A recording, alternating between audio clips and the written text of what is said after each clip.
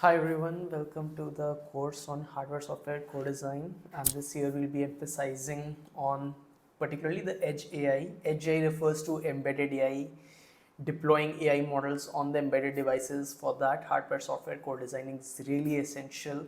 So as we progress through this lecture and through future lectures, you'll understand why we are emphasizing on edge AI. So this is the lecture 1, and here we're going to discuss about the computational requirements of modern deep learning models and understanding the need of hardware software co-designing techniques. We'll also go over through some machine learning basics and ML basics along with this.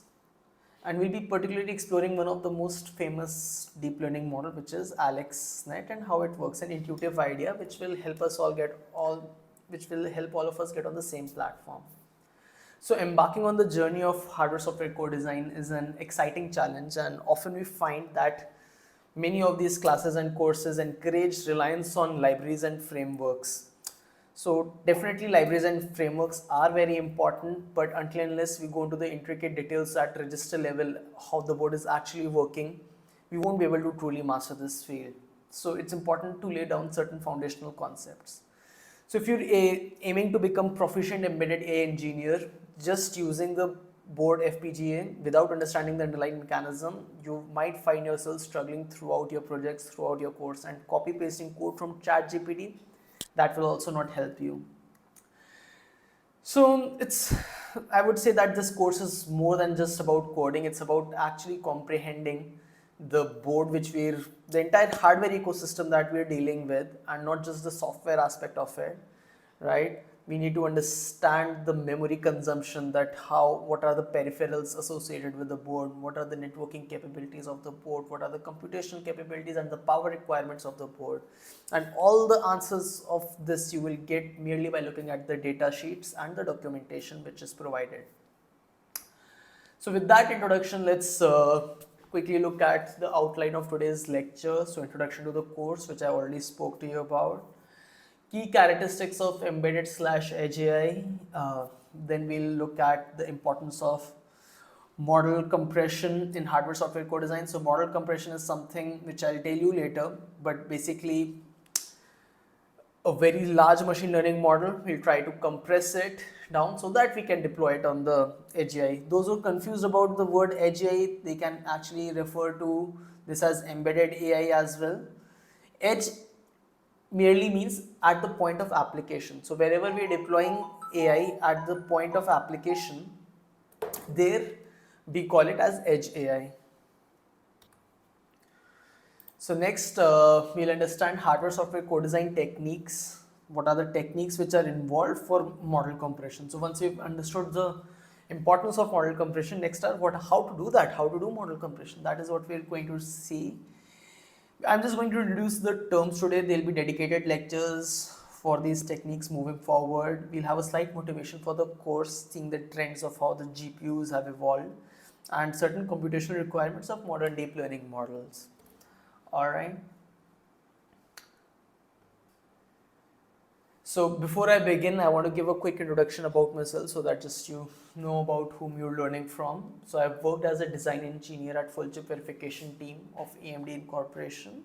Before joining so right now I'm a part-time research scholar. Before joining as a research scholar at BITS Pilani, I was involved with this team. I have actually helped fabricating the KV260 board, which we'll be using throughout this. So I have a good understanding and I feel quite capable in teaching that board to you people.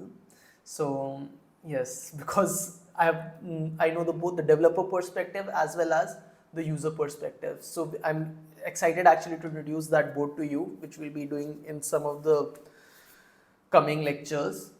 Besides that, I'm the lab in charge of the IoT Tinker Lab and have mentored students and handled certain funds.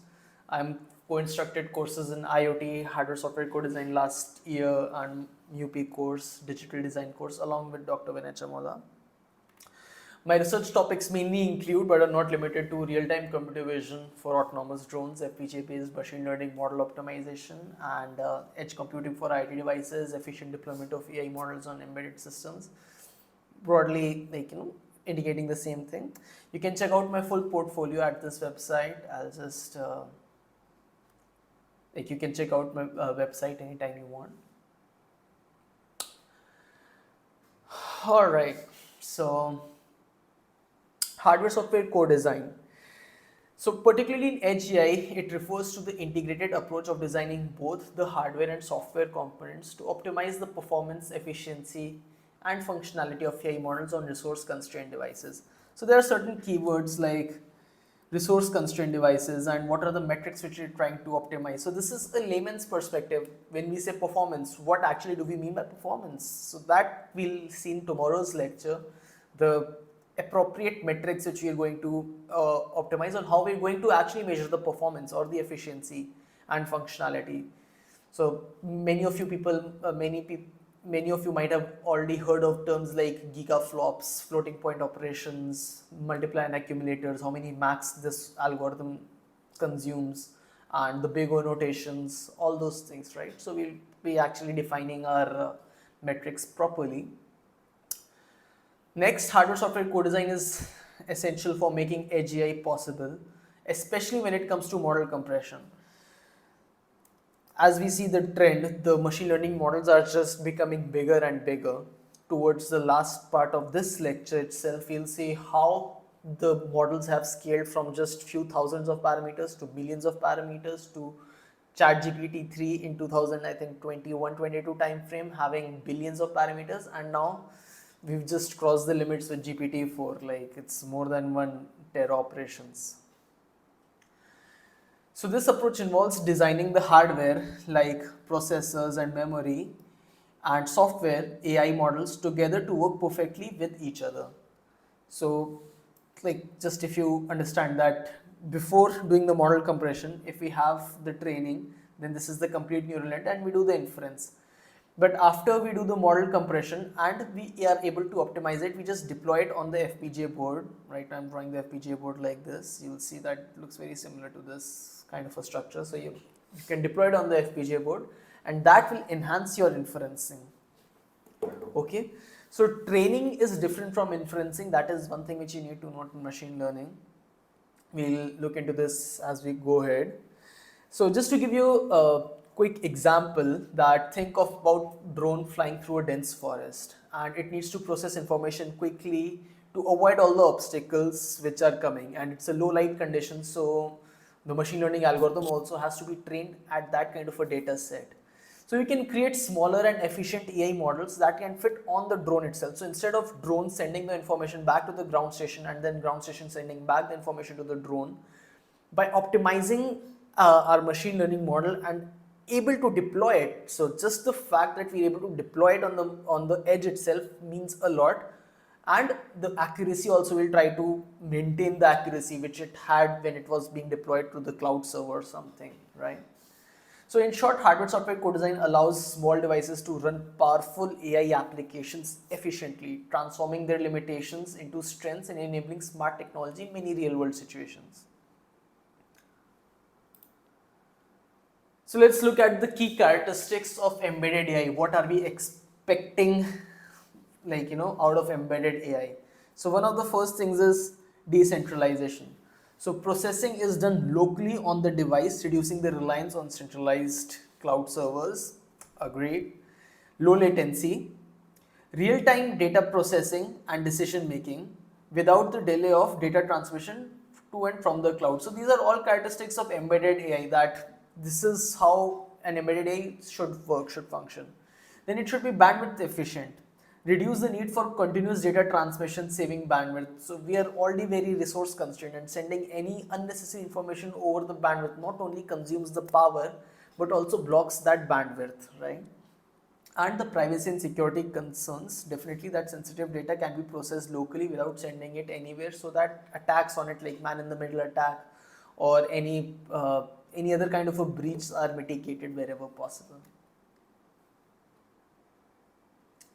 So importance of model compression in in hardware software co-design for Edge AI again.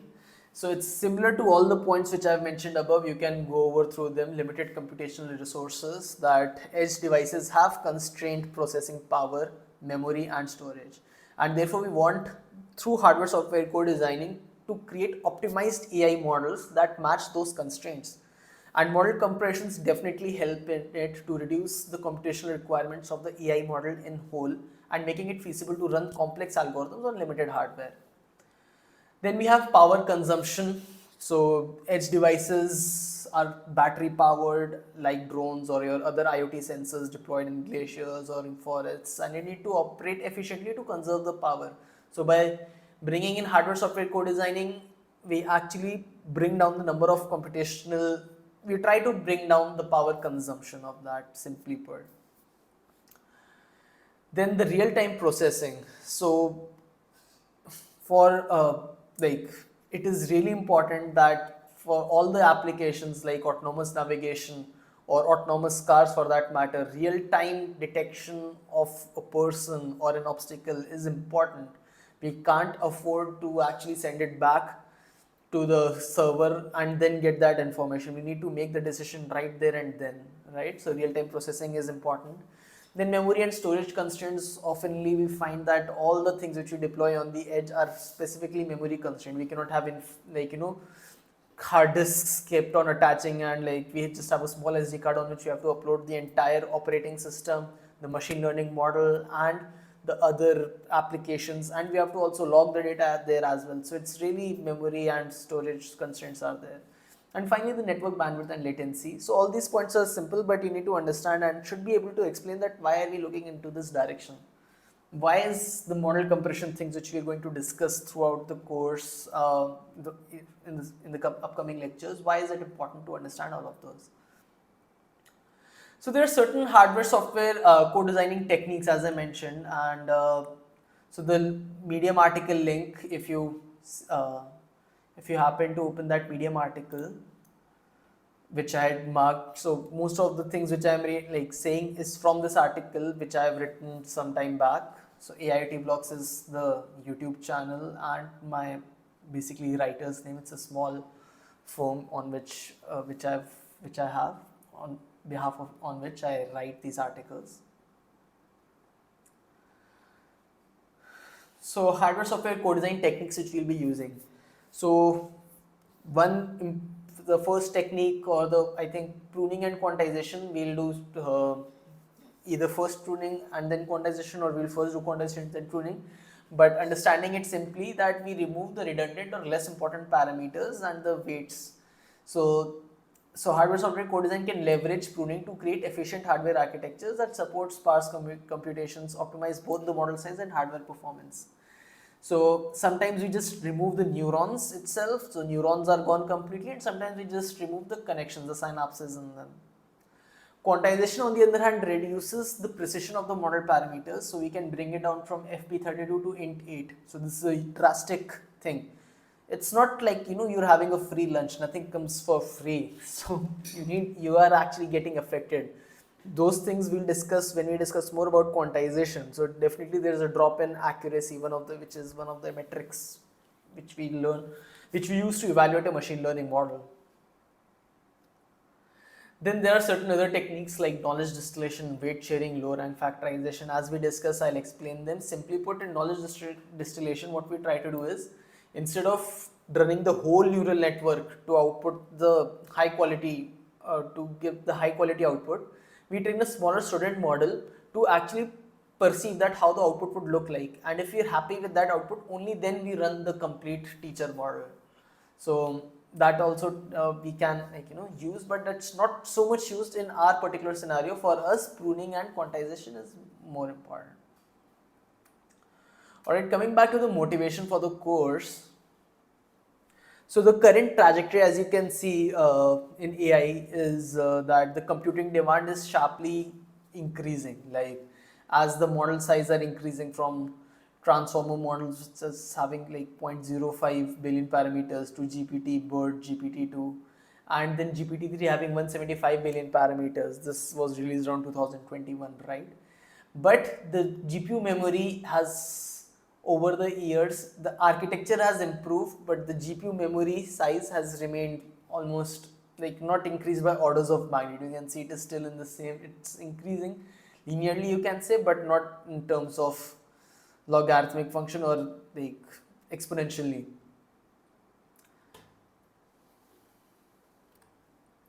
So this disparity highlights a critical challenge in AI development. The demand of AI computing power is increasing much faster than the supply. So without intervention, this gap will continue to widen, making it imperative to adopt model compression techniques. These techniques are essential for reducing the computational load, thereby enabling the efficient scalability of AI applications. To address this, we need to shift our focus from merely tuning and modifying the model to actively compressing the model and using the methods which we have discussed above. So in addition to these compression techniques, developing efficient inference hardware and system is also crucial, and these systems must be capable of running the models. So it's not just about compressing the model, but actually being able to fit it inside a hardware which is running that model, right? So this includes supporting sparse and low precision models, the data types which are supported by that processor on which we're applying these, running these models. So there are many considerations in that as well. So I'll again shift over to the Medium article, and we'll just quickly go through the computational requirements of these modern deep learning models. First, one of the important tasks which we'll see is image classification, and where we try to classify the images. There are three major data sets which we use: ImageNet, COCO, OpenImage dataset. And as we had observed, so there are actually two things which are coming in my mind. Firstly, to either show you the computational requirements, or first of all to explain you the machine learning basics and an intuitive idea of AlexNet. So here I'm just quickly skimming over through the content. Maybe in some other lecture we can again go through it deeply. So here this is the error rate. So the goal is to actually bring down the error rate in classification, and you can see that the drop from 2011 to 2012 by the introduction of AlexNet was huge, right? Almost by 10%. And as you can see in the trend that more the number of the bigger the model is, the higher its accuracy is. The more the parameters you are using, the higher its accuracy is. But there comes a point of time when you cannot just deploy it on your edge devices or your resource constrained devices, right?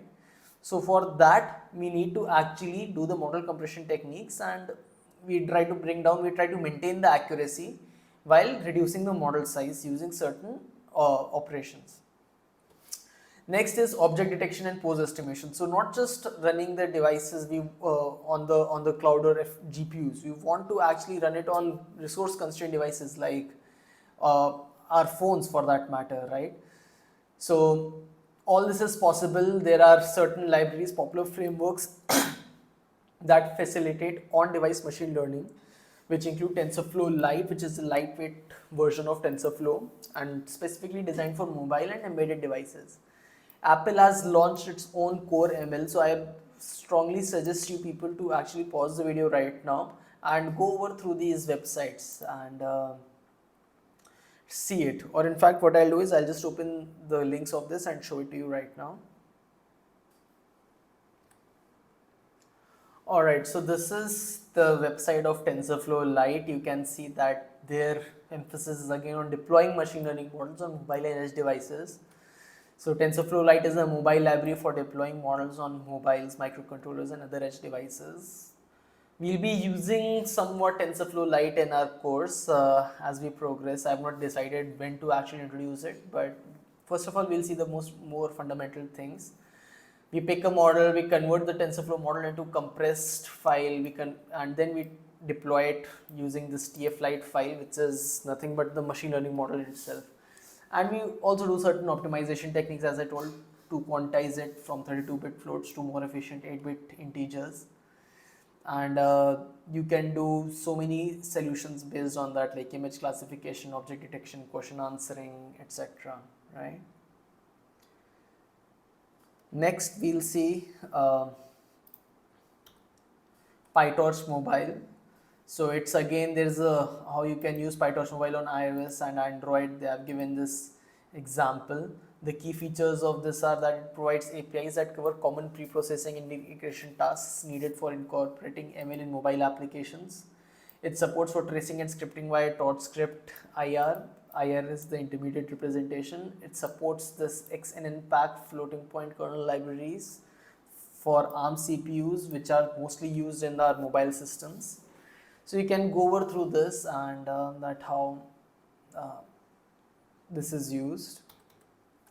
Lastly, we will see the core ML. So core ML framework is integrate machine learning models into your app, and you can make a core ML model using your fundamental designing tools, and then create an object file of it and can deploy it on your iOS app. So this is particularly for Apple devices and iMacs, all those things which use basically Apple supported hardware.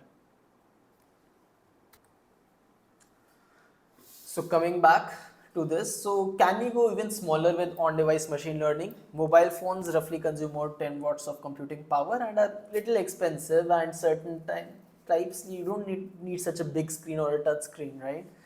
So can we go even more cost effective to certain microcontrollers that costs us about just $3 to $5? So these IoT devices are ubiquitous, embedded in various applications, right, from our fridge to our microwaves, for example. Like you can embed an AI model on your microwave. Just by putting in the dish, it is able to determine that how much time do I need to actually microwave it, or at what, like, the different parameters which it has. So in all these examples, we are going to actually do efficient on-device training on edge, which basically means AI systems need to continually adapt to new data collected locally. So if the user is here and some new and sensitive data is coming, so on-device machine learning will ensure that the device learns amongst itself and does not send the data to the cloud server. So definitely, it's better privacy, lower cost, and offers better customization. So this is a small video about the the data, like the machine learning model being trained on an STM32F7 microcontroller, which is just having 320 KB of SRAM and about 1 MB of flash. How about on a microcontroller that takes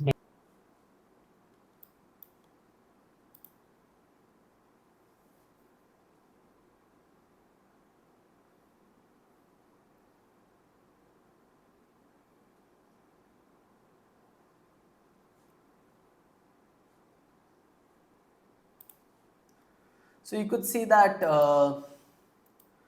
like how the face were being detected, and all this was being actually done on just this STM32F7 microcontroller. This is another example of a short demo on a microcontroller, and here what is happening is that firstly we'll see that in the initial testing phase, the it's not able to do the proper inferencing right now, so it's the initial randomly initialized thing right now.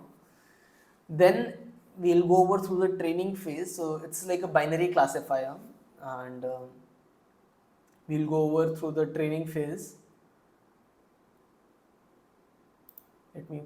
So this is on device training phase, and then finally when the training is done, we can again do the post training testing, and this time there is a high accuracy about detecting the person in the image.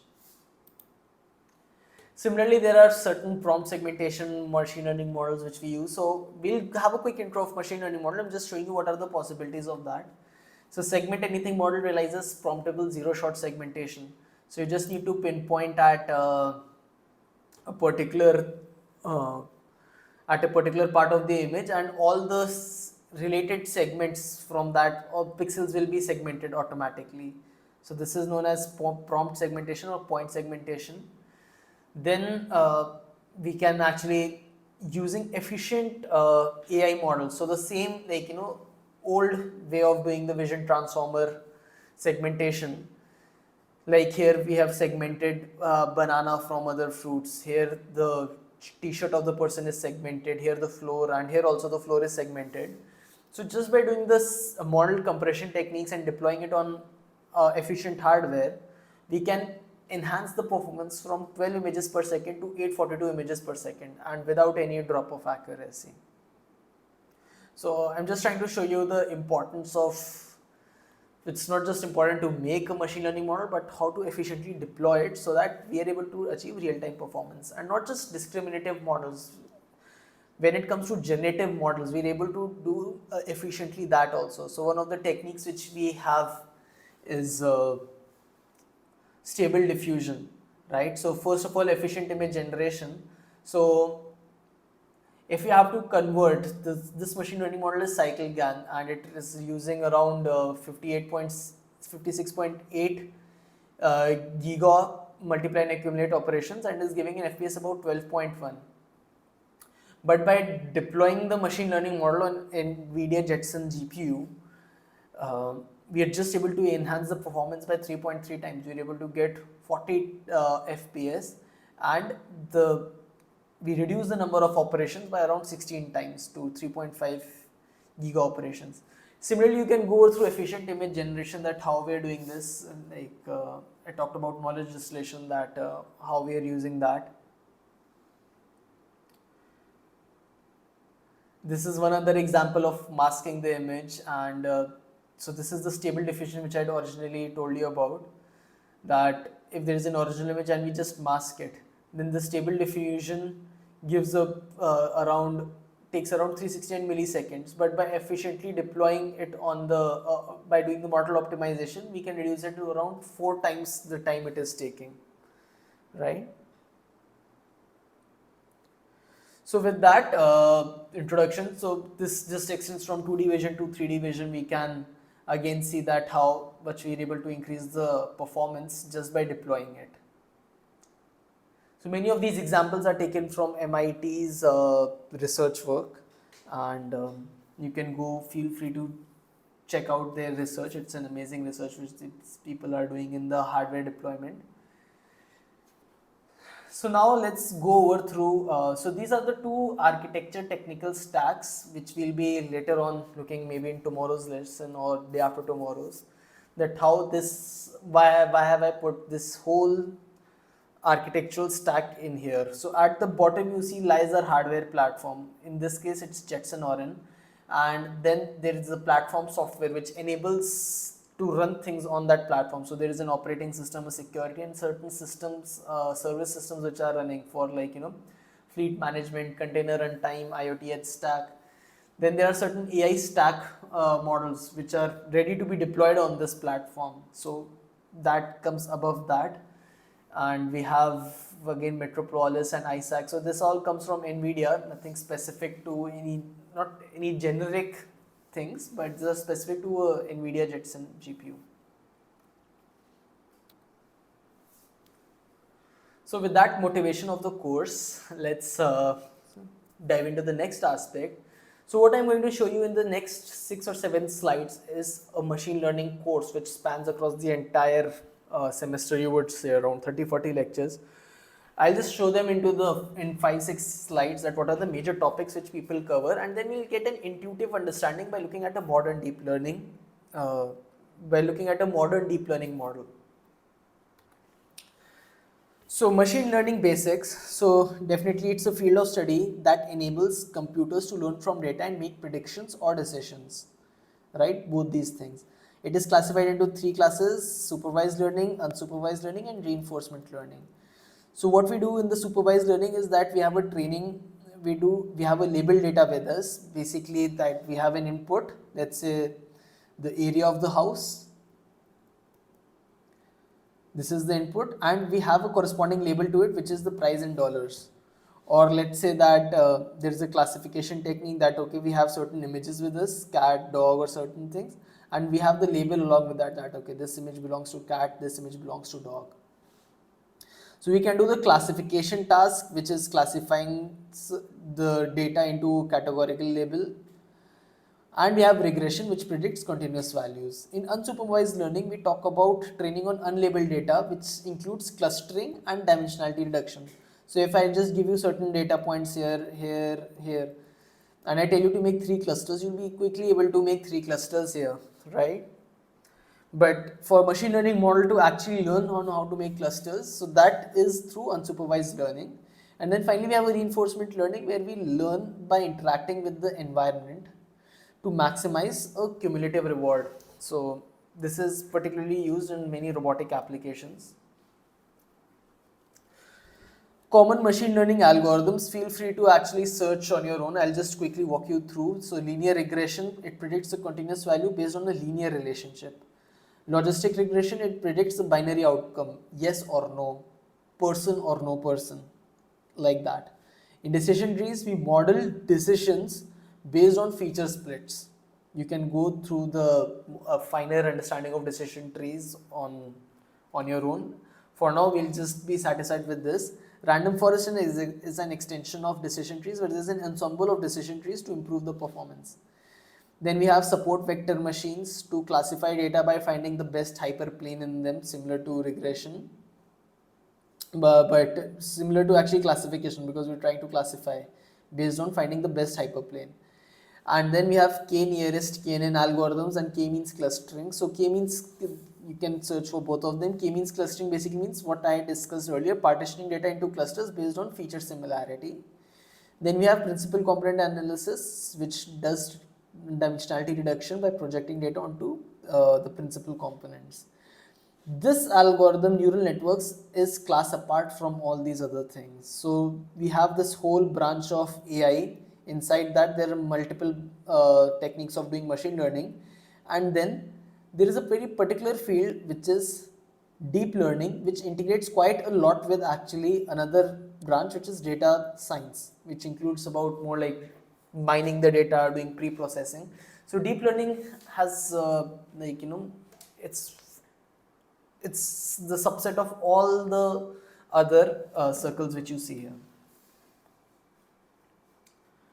So there are certain model evaluations, how we use that. So we divide our data set. So these are the techniques used to assess the performance of a machine learning model. We're not talking about metrics right now, that we'll do in the next slide. Here we split the data into training set, validation set and test set, and we do a technique called cross validation to assess the model performance. So the training data is the data which is used to train the model. Validation data is the data used to tune the model parameters. And then finally what we do is we expose that model to the test data set to get some metrics out of that to evaluate the performance. And there is a cross validation technique, we won't go through that now. So the most famous metrics which you can see in any typical machine learning paper is accuracy, which means true positives plus true negatives divided by total predictions. So true positives and true negatives are the correct predictions basically. Precision refers to, so there is a intuitive understanding of it as well. For now, I'll just quickly go through the definition. It just includes true positives divided by true positives plus false positives. How many, like out of the entire predictions you made, how many were correct predictions? Recall is true positives divided by true positives plus false negatives. I think there's some wrong thing which is mentioned here. You can check the definition of recall. F1 score is the harmonic mean of precision and recall. In fact, I'll do that right now just to give you the correct information. Alright, so you can see here that these are the relevant items. So we have certain true positives with us and there are certain false positives. There are certain true negatives and certain false negatives, right? So precision is the true positives upon the total true positives plus false positives, and recall is how many selected items are relevant and how many relevant items are selected, which basically means true positives upon this total number of relevant items. So I know that this is not just a very satisfactory just telling the formula, but these are the typical things which we use. Next is the mean squared error, an average squared error difference between predicted and the actual values, and an R squared, which is proportion of variance explained by the model.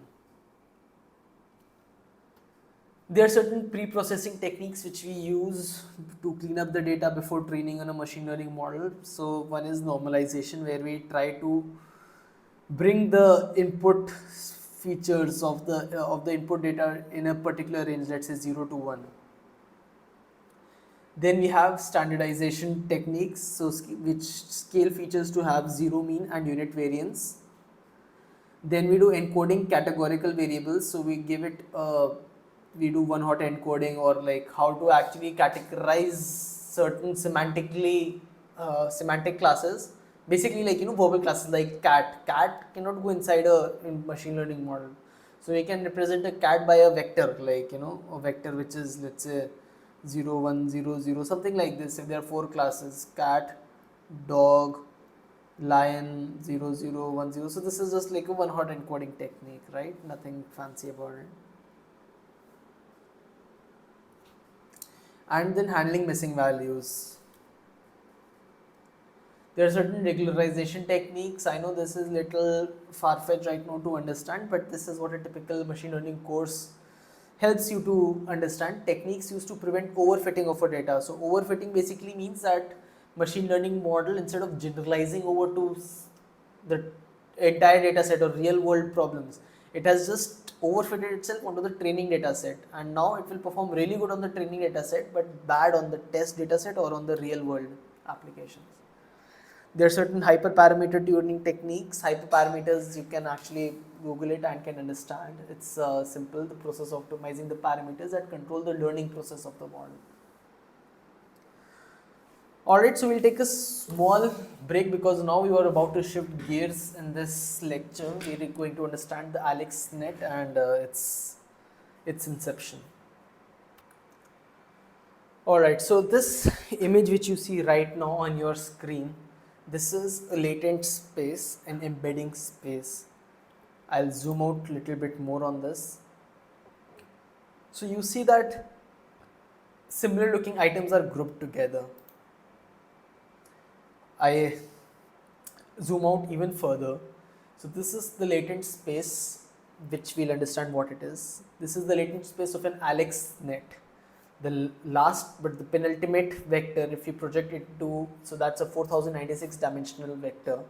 If you project it down to a 2D plane, then this is what the machine learning model has learned actually. So it has learned to put similar looking items very close to each other, and that is how it is able to make predictions. Okay. There are certain insightful informations about this which we'll understand. So this is the paper, the ImageNet classification with deep convolution neural network. So this paper was released in 2012 and it's like an 8-9 page long paper, and it introduces the idea of deep learning. Using deep learning to actually, deep learning is a very old technique. This paper introduces on how to actually use deep learning for image classification. So this is just how the model looks like. The co-author of this paper, the second author, Ilya Sutskever, goes on to co-found ChatGPT, basically OpenAI. And since we are also accustomed to ChatGPT right now, let's just explore the architecture, the computational blocks of the ChatGPT. So each of these things which you see here is a transformer model. This is called the transformer model, which consists of two parts, attention layer and a multi-layer perceptron. And together, when these computational blocks, this is nothing but some computational block. So together, this computational block, along with others like a stack of them, gives the ChatGPT all the intelligence which it has in its current, as you know it to be. So this transformer does simply that. If you have, let's say, a matrix, it does certain operations on that matrix to produce another matrix of same dimension, with obviously the transform values, like the values after going through all this transformer, but the dimension is the same. So if we ask a question, what does GPT stand for? It breaks it into different tokens. Ideally, it breaks it down into certain different tokens, like we call the word tokens, not just words. And each of these tokens are represented using a vector. You might be wondering, why not word, why these tokens? So that has a mathematical reason. Again, it's beyond the scope of this particular discussion, but feel free to explore that answer yourself. So all this matrix which we have formed together, we input this complete matrix into the transformer block, and we keep on repeating these operations. So anytime this for a single transformer block, original, let's say 0.012. So this gets transformed, like all the values gets transformed, but the dimension remains the same. And doing certain operations, like again and again this transformer operations multiple times, like let's say around 90-96 times, you get a matrix, and now the last column of this matrix is somehow or the other magically telling you the next input. Like this is the answer which comes, the predicted answer which comes. So now together with this answer, with the last column and along with the initial prompt which you have given it, I'm so sorry.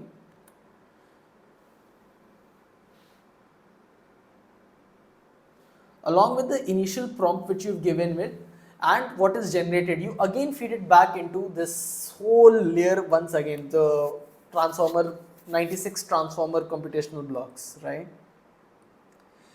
And you obtain the next column.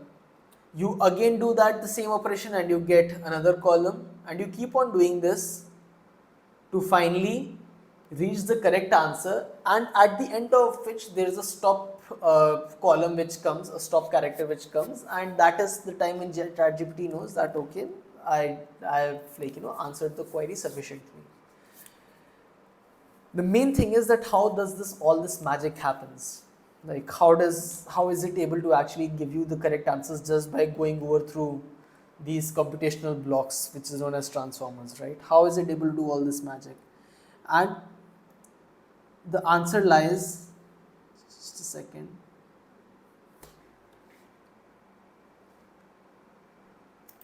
answer lies in the vast amount of data which it is training on. So it's training on huge amount of data, and these transformer models are somehow or the other, the weights inside them are trained in order to actually predict the correct column which is lying, which is the correct answer basically to predict.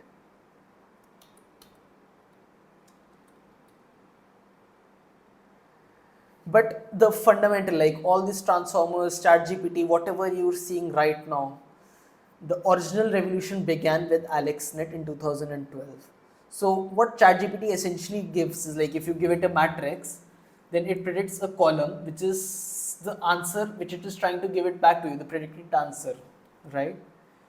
On the other hand, what AlexNet did was, if you feed it an image of size 224 cross 224 and RGB channel, basically R into 3, then it would predict a label for you. This is what AlexNet did. So this is known as image classification, and it finally gives a vector of 1000 classes. So in the ImageNet data set, particularly the ILS VRC data set, there are 1000 classes defined, and whatever is the probability of the highest class, we just classified that, oh, this looks like a hot dog, or right. There are many classes in the ILS VCRC data set of cats, dogs, hot dogs, toasters, aeroplanes, ships, etc. For vision models, it's very easy to see what is happening inside the hood. So if we just are able to open this model to actually understand the explainability of it, we'll see that after training the machine learning, after being trained on the data set, the machine learning model is somehow or the other able to actually map those things which are close together semantically or visually in a similar space. How it does all this magic is through certain things which are known as kernels. So in the first layer, there are 96 convolutions defined. We'll again come back to this once we understand what the kernels are. And then after each operation of this kernel on the data, so this is the initial image, and we do 96 convolution kernels on this initial image to get layer 1. Then we again do certain kernels to get layer 2, then layer 3, layer 4, layer 5. So let's look at this first layer, that how we are actually doing this. So this thing is known as a kernel. And what we do is,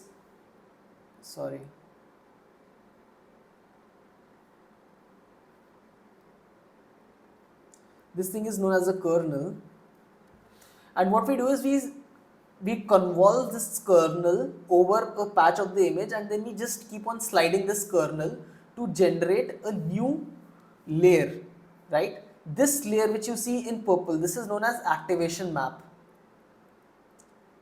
and this small thing which you see, this is known as the kernel. So by convolving this kernel over a patch of an image produces one pixel. So let's say that the kernel size is 11 cross 11. This is 11 dimension, this is 11 dimension, and the depth of this image is 3. Therefore, the depth of the kernel is also 3. So based on this, for all these multiply and accumulate operations which you're doing, in the final thing you're getting just one value in after doing this matrix convolution, right? So we keep on convolving, and we generate the entire activation map, a single channel of an activation map, right? So initially these kernels are actually what the kernels which you see. So as we discussed in the first layer of AlexNet, there are 96 kernels which are defined, right? And each kernel is of size 11 cross 11 cross 3.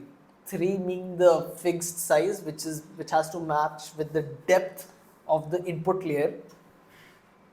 So initially all these 96 kernels are randomly initialized, but after going through the training phase of the machine learning model, after feeding it thousands and thousands of labeled data from ImageNet dataset, somehow or the other these kernels tend to observe patterns. So at the layer 1 of this architecture, the layer 1 which I'll quickly show you, the layer 1 which is there. So in this layer 1, we observe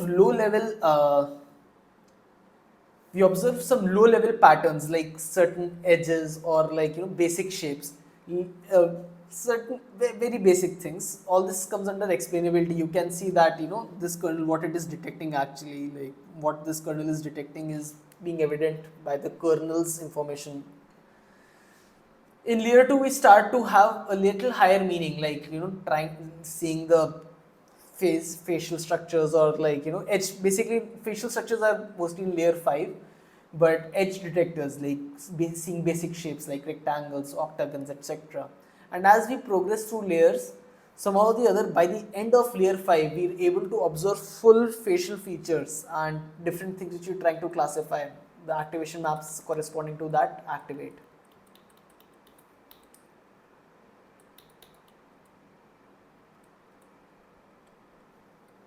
So this is the heat map where the violetish tinge refers to 0 and a yellowish tinge refers to a activation map getting high values, right? So if we give it an input image to the first layer, then like it actually tries to detect certain things from this information, certain figures, like let's say that if this is the filter, then this is how it is getting activated. But if you notice this filter, then it is giving this sort of an activation. So it's doing basic lines, like lines recognition, not even certain shapes, not even rectangular shape is being evident right now. So this is the layer 1.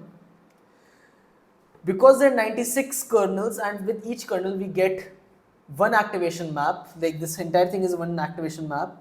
Since we have 96 kernels, so the depth of this new second layer, the layer 1 basically, which we're calling as layer 1, becomes 96. So it's like an image in itself having 96 channels. So here there were RGB3 channels, here there are 96 channels, each corresponding to a different kernel. That we pass on to the second layer, and this pixel which is now being produced by the kernels coming from layer 1 to layer 2. So this pixel is having information about this pixel as well, and about all these 96 pixels, or 96 channels in this layer 1. So here you can see a simple calculation that the data depth is 3, and the The data depth here is 96. Sorry. Sometimes this pen which I have does not work. So all the kernels are working together to produce this output. They are not working independent of each other. All these kernels are working together to make up output, and the information it is catching is across all these 96 new images which it is formed. That information is being condensed in this, and therefore higher and higher levels of information we are able to obtain. Since we've already crossed 50 minutes mark, we'll quickly go over through this. So at the second layer, at the end of second layer, if you input the same image, you can see, you can pause the video and see which of this activation map is giving a really edge corner detectors, and I can see that this is the activation map which it is giving, right? So I've zoomed into that and it is able to record basic edges right now. So after the layer 2, we are able to observe edges, and at the end of layer 5, as I told, we'll be able to observe certain high level features like facial features. Then if a person is wearing coat, let's say, so this image will give you a high activation both on the face as well as if the person is wearing coat, then this another activation would light up. So this does not definitely mean, okay, I've detected a code. This basically means it's a combination of all these filters which we are using to actually classify the images. It's not like a one-to-one correspondence, but this is what is actually giving a higher activation in that.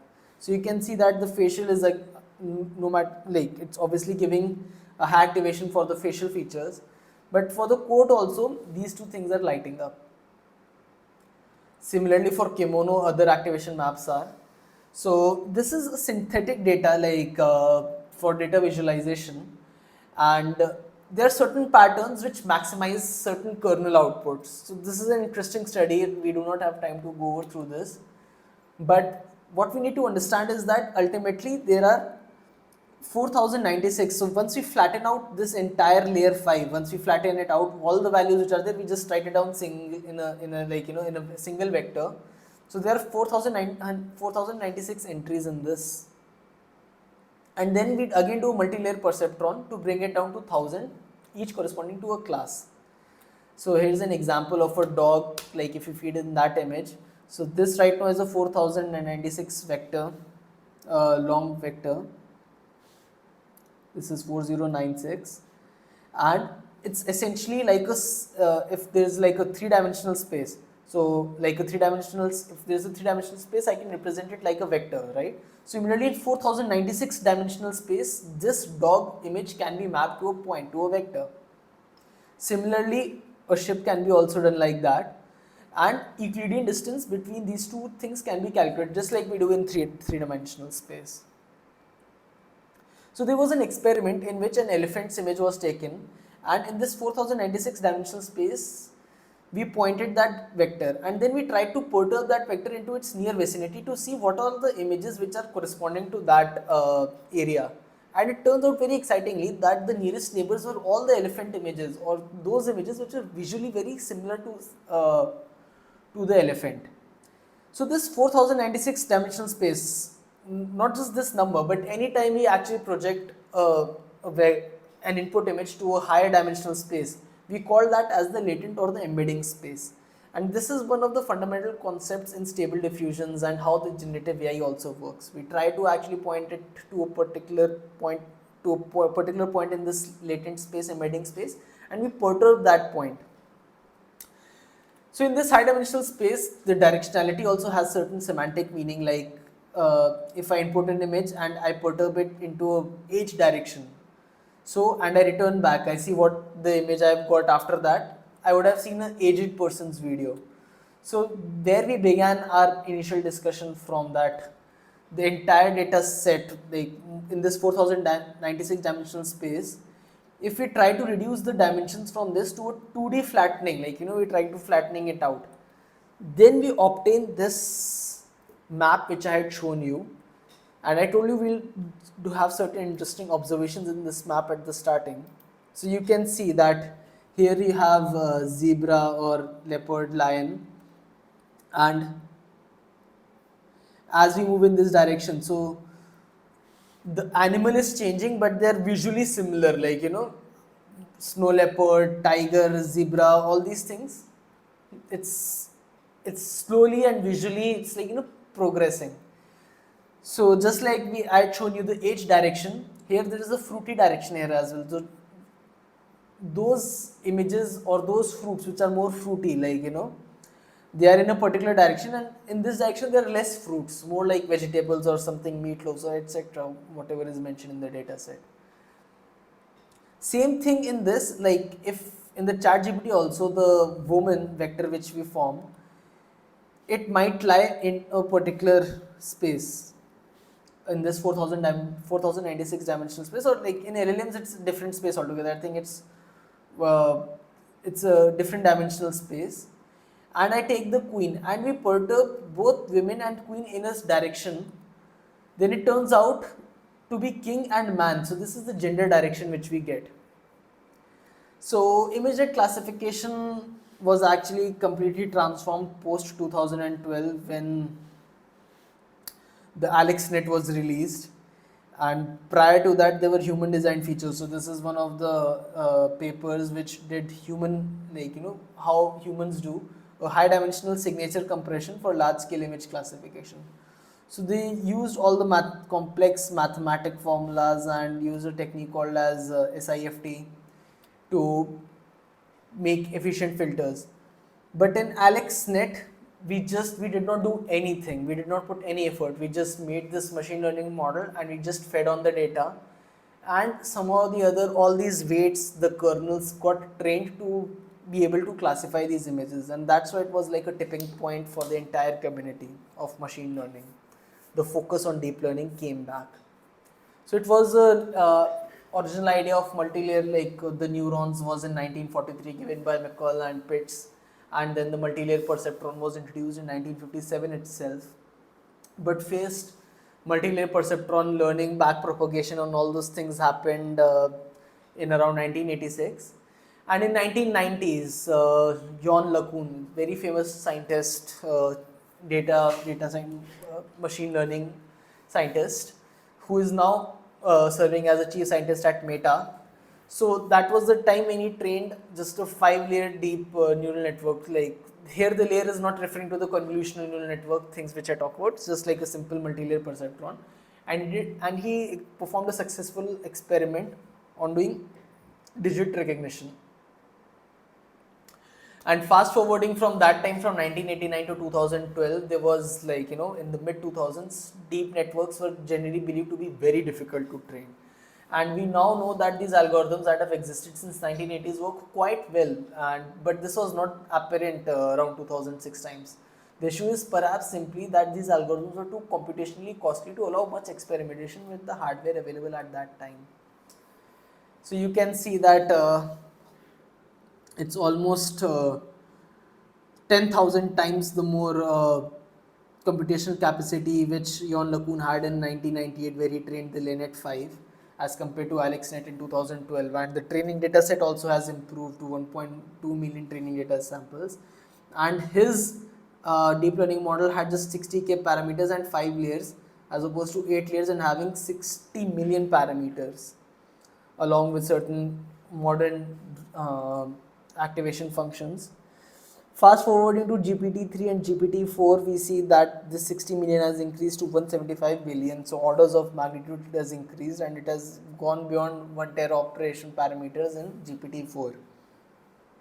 And you see the amount of computational power also. It's again a huge order of magnitude which we see difference.